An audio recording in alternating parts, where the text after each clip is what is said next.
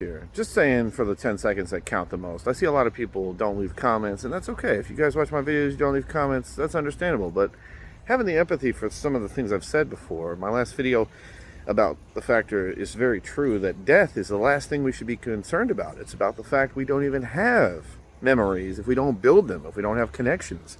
And the facts of what's going on with all these parents, single moms and single dads, the less of the facts that people actually have a lot of feelings for the fact when they come into a single person's life and they've already got kids or they don't, and they automatically assume that other person doesn't know how to handle having or being around kids.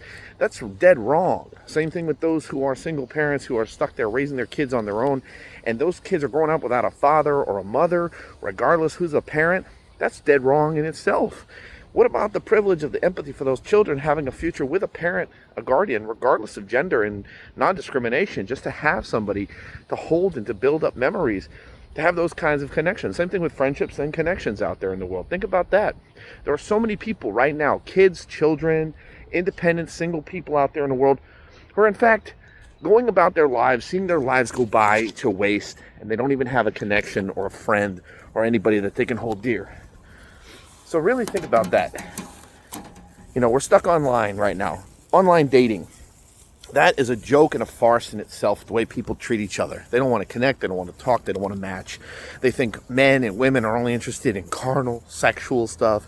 They think that men and women want to send nudes about their privates and their body parts. They don't want to actually sit there and say, I'm really looking for an actual connection. And then when they actually have that connection, do they actually keep it? No. What do? They ghost or they block, which is downright shameful. It's something you can't get back. It's called ruining memories, ruining the very value of the very thing I said we should value the most, which is the connections that we have and the memories. People don't value that, they show that, and they destroy it.